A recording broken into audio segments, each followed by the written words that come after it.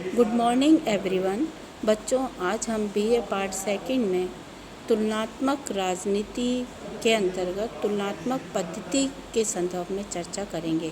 जैसा कि बच्चों, मैंने आपको तुलनात्मक राजनीति की अर्थ प्रकृति के संदर्भ में बताया था और ये भी बताया था कि तुलनात्मक राजनीति का विषय क्षेत्र क्या है और इसका विकास किस तरीके से हुआ। आज हम तुलनात्मक पद्धति की चर्चा करेंगे। तो तुलनात्मक पद्धति को जब हम देखते हैं तो सबसे पहले ये बात आती है कि तुलनात्मक पद्धति क्या है। तो जैसा कि आप जानते हैं, तुलनात्मक राजनीति के अंतर्गत एक राजनीतिक व्यवस्था का दूसरी राजनीतिक व्यवस्था के साथ अध्ययन किया गया। तो बच्चों, जैसे बताया था कि जैसे जैसे जटिलताएं बढ़ती चली गईं, सेकेंड वर्ल्ड वार के बाद तुलनात्मक राजनीति का क्षेत्र बहुत ही व्यापक हो गया और दो तरह की तुलनाएं सामने आ गईं। एक तो सम्मिश्र स्तर पर, एक विशिष्ट स्तर पर। एक देश की राजनीतिक व्यवस्था की दूसरे देश की राजनीतिक व्यवस्था के साथ तुलनाएं की जाने लगी और एक देश की व्यवस्थापिका की तुलना दूसरे देश की व्यवस्थापिका के साथ की जाने लगी। तो उसी संदर्भ में तुलना करने के लिए जिस पद्धति का प्रयोग किया गया उसको हम तुलनात्मक पद्धति कहते हैं। तो तुलनात्मक पद्धति का प्रारंभ कहाँ से हुआ, इसका प्रयोग क्यों किया गया, इसने राजनीति शास्त्र के क्षेत्र को किस तरीके से प्रभावित किया, ये सब हम इसके अध्ययन में देखेंगे। तुलनात्मक पद्धति का अर्थ। तो बच्चों, तुलनात्मक पद्धति का सबसे पहले प्रयोग अरस्तू ने, सिसरो ने, पॉलिबियस, मैकियावेली, मॉन्टेस्क्यू, वेल्सहॉर्ट, हेनरी मैन, लॉर्ड ब्राइस इनने किया। मैं पूर्व में भी आपको बता चुकी हूँ कि अरस्तू यूनानी विचारक था जिसने कि 158 संविधानों का तुलनात्मक अध्ययन किया। उस समय आज की तरीके से तुलना संभव नहीं थी, लेकिन राजनीतिक व्यवस्थाओं की तुलना अरस्तू के माध्यम से की गई और उसने राजनीतिक व्यवस्थाओं के 3 तो शुद्ध रूप बताए और 3 विकृत रूप बताए और इसके आधार पर ही उसने क्रांति के कारणों की विवेचना करी और सर्वश्रेष्ठ शासन प्रणाली के रूप में सीमित लोकतंत्र को स्थापित करने की बात करी। अरस्तू प्राचीन संदर्भ का विचारक था, तो ये आपको स्पष्ट है कि तुलनात्मक पद्धति का प्रारंभ प्राचीन संदर्भ से हो गया था और सर्वप्रथम अरस्तू ने इस पद्धति को अपने अध्ययन में शामिल किया था, इसलिए वो राजनीति शास्त्र का जनक भी माना जाता है। मॉन्टेस्क्यू को जो हम देखते हैं तो मॉन्टेस्क्यू ने ये फ्रांसीसी विचारक था। इसने ब्रिटेन के संदर्भ में जब अध्ययन किया संविधान का तो इसने तुलनात्मक पद्धति के अंतर्गत शक्ति पृथक्करण के सिद्धांत की बात करी है, क्योंकि अमेरिका के कॉन्स्टिट्यूशन में यह स्पष्ट किया गया कि यदि शक्ति एक में ही निहित होगी, एक अंग में, तो वो सर्वे सर्वा हो जाएगा, तो शक्ति का पृथक्करण हो जाना चाहिए। तो मॉन्टेस्क्यू ने शक्ति पृथक्करण का सिद्धांत दिया और ये कहा कि सरकार के 3 अंग हैं, कार्यपालिका, व्यवस्थापिका और न्यायपालिका। तीनों में अलग अलग शक्तियाँ होनी चाहिए। कार्यपालिका क्या करेगी? नीतियों को क्रियान्वित करेगी, व्यवस्थापिका नीतियों को बनाएगी और न्यायपालिका उस संदर्भ में निर्णय लेगी। तो मॉन्टेस्क्यू ने तुलनात्मक पद्धति का प्रयोग पर्यवेक्षणात्मक पद्धति के साथ साथ तुलनात्मक पद्धति का प्रयोग करते हुए प्रजातंत्रात्मक शासन की सफलता के लिए आवश्यक सामान्य परिस्थितियों का सृजन किया। भारतीय संविधान निर्माताओं की जब हम बात करते हैं बच्चों, तो भारतीय संविधान निर्माताओं ने भी जब हमारे संविधान का निर्माण किया तो उन्होंने विभिन्न देशों के संविधानों का अध्ययन किया और उसमें जो अच्छी बातें थीं उनको उन्होंने अपने अध्ययन में शामिल किया। तो ये भी एक तुलनात्मक पद्धति के माध्यम से वो ये देख पाए कि कौन से संविधान से किस बातों को हमको लेना है। जैसे संस्थात्मक शासन व्यवस्था, विधि का शासन हमने ब्रिटेन के संविधान से लिया, मूल अधिकार की बात अमेरिका के संविधान से ली और नीति निर्देशक तत्व हमने स्विट्जरलैंड के संविधान से लिया। तो इस तरीके से तुलनात्मक पद्धति के प्रयोग से अध्ययनकर्ता विभिन्न राज्यों, उनके संगठन, उनकी नीतियों एवं कार्यकलापों का तुलनात्मक अध्ययन करते हैं। तुलना के आधार पर वो राजनीतिक निष्कर्ष निकालते हैं। तुलना के आधार पर सिद्धांत निर्माण भी संभव होता है।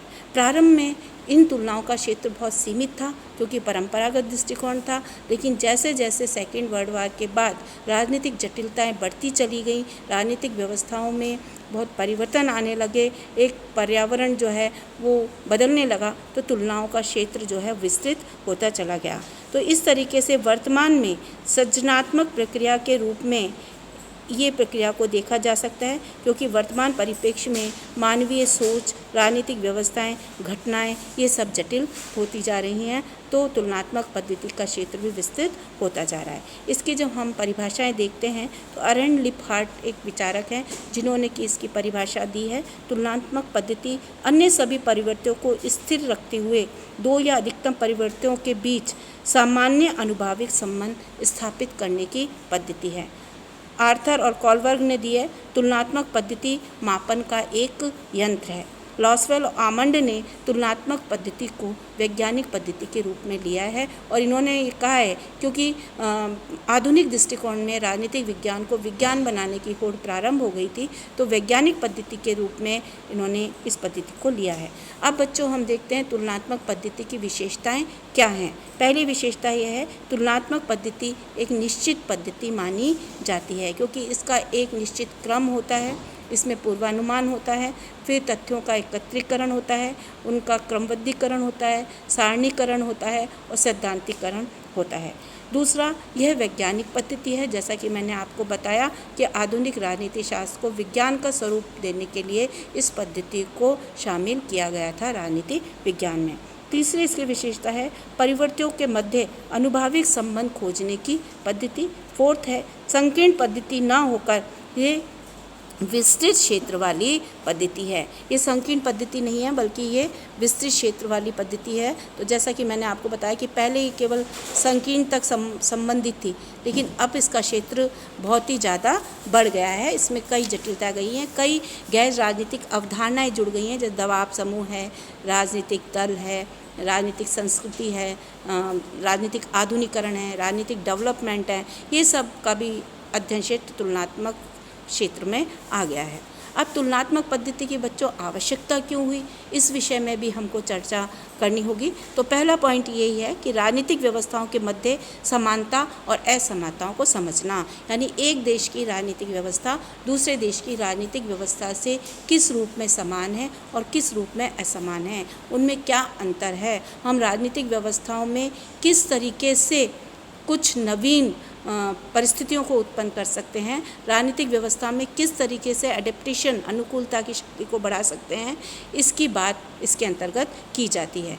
दूसरा है संतुलन की अवधारणा। तो जैसा कि मैंने आपको बताया और आपने पढ़ा भी होगा फर्स्ट ईयर में कि डेविड ईस्टन और आमंड ने राजनीतिक व्यवस्था के संतुलन की बहुत बात करी है। उन्होंने जो व्यवस्था सिद्धांत दिया है उसमें स्पष्ट रूप से ये कहा है कि कोई भी व्यवस्था पर्यावरण में काम करती है, पर्यावरण व्यवस्था को प्रभावित करता है, तो व्यवस्था में एक अनुकूलता की क्षमता बढ़नी चाहिए। तो संतुलन किस तरीके से स्थापित होता है, मांगों और निर्णयों में कैसे बैलेंस को रखा जाता है, वो सारा अध्ययन देखा जाता है तुलनात्मक पद्धति के माध्यम से। तो आवश्यकता हुई कि भाई किस तरीके से इसका अध्ययन किया जाए, तो तुलनात्मक पद्धति को इंट्रोड्यूस किया। तीसरा है राजनीतिक व्यवस्था की मांगों की प्रकृति को समझना कि मांगे किस तरीके की हैं, क्योंकि मांगे बच्चों दो तरीके की होती हैं, एक तो पॉजिटिव होती हैं, एक नेगेटिव होती हैं। पॉजिटिव जो व्यवस्था के स्थायित्व को बढ़ाती हैं, नेगेटिव जो उसके टीके में सहायक होती हैं। तो इसके लिए भी कि भाई एक पद्धति होनी चाहिए जो मांगों का अध्ययन कर सके कि कौन सी मांगें व्यवस्था के लिए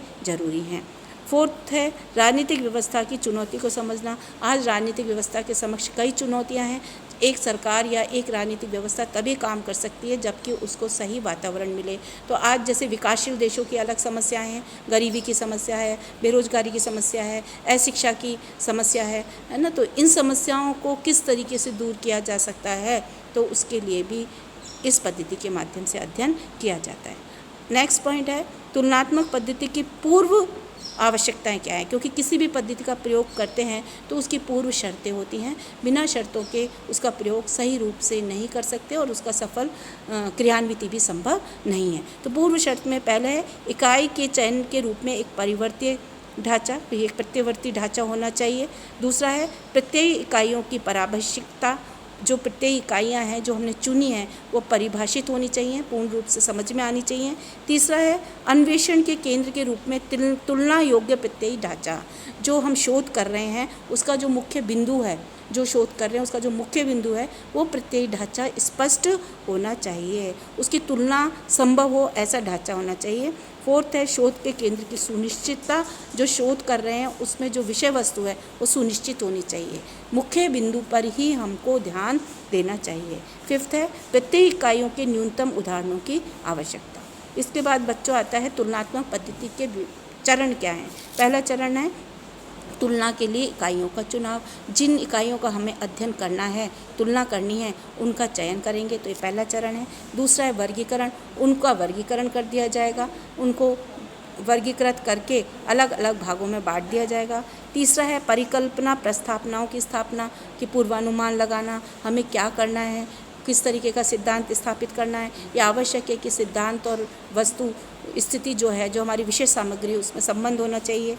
फोर्थ है परिणामों के अनुसार प्रस्थापनाओं का मापन हो, सत्यापन हो, प्रमाणीकरण हो, और जब मापन, सत्यापन, प्रमाणीकरण होगा तो फिफ्थ पॉइंट है सिद्धांत का निर्माण, कि हम ऐसे सिद्धांत का निर्माण करें जिससे कि राजनीति शास्त्र में जो भी घटनाएं हो रही हैं, जो भी समस्याएं हैं, उनका निराकरण किया जा सके। तो बच्चों ये एक वैज्ञानिक पद्धति है जिसका कि प्रयोग तुलनात्मक राजनीति शास्त्र में किया जाता है। अब ये बात आती है बच्चों कि तुलनात्मक राजनीति का विषय क्षेत्र क्या है। तो तुलनात्मक राजनीति के विषय क्षेत्र के संदर्भ में यदि हम देखें तो जैसा कि मैंने आपको बताया कि पूर्व में ये सीमित था लेकिन अब व्यापक हो गया है। इसमें दो तरह की तुलनाओं का अध्ययन किया जाता है। प्रथम तो है समिष्ट या बृहत स्तरीय तुलना।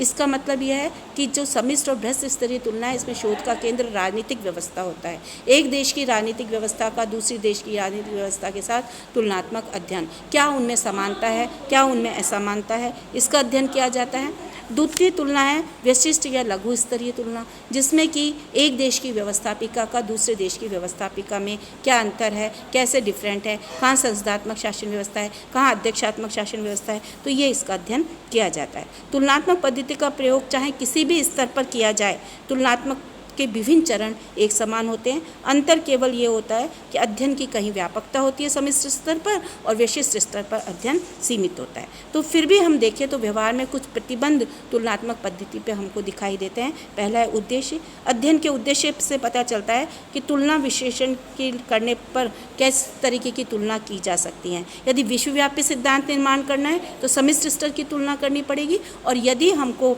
किसी घटना से रिलेटेड या किसी घटना विशेष से जुड़ा हुआ, विषय विशेष से जुड़ा हुआ सिद्धांतों का निर्माण करना है तो विशिष्ट स्तर की जो तुलना है उसको काम में लेना पड़ेगा। दूसरा है साधन।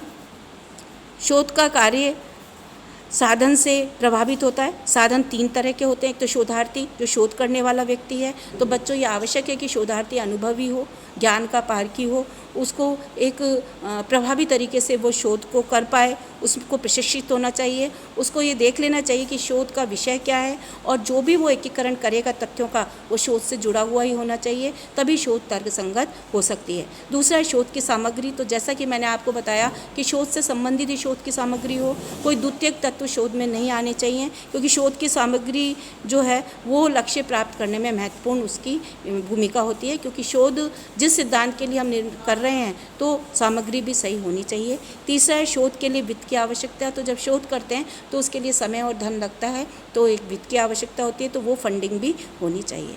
तीसरा प्रतिबंध है समय। शोध का एक तुलनात्मक विश्लेषण में समय का भी निर्णायक भूमिका है। शोध कितने समय में पूरी होगी, कितने समय में शोध को करने में कितना समय लगेगा, कब सिद्धांतों का निर्माण होगा, तो इस समय पर भी निर्भर करता है। फोर्थ है अध्ययन की प्रकृति। अध्ययन की प्रकृति दो तरीके की होती है, विशिष्ट और सामान्य। विशिष्ट लघु स्तरीय तुलनाएं होती हैं। जब विशिष्ट उद्देश्य से, विशिष्ट अध्ययन की प्रकृति से सामान्य अध्ययन की प्रकृति की तरफ जाते हैं तो तुलनाएं विशिष्ट स्तर से समिष्ट स्तर तक बढ़ती चली जाती हैं। तो बच्चों आज हमने ये अध्ययन किया इतना। कल हम देखेंगे नेक्स्ट लेक्चर में कि तुलनात्मक पद्धति के प्रयोग में क्या सावधानियां बरतनी हैं, क्या इसका महत्व है और क्या समस्याओं का सामना इसको करना पड़ रहा है। धन्यवाद।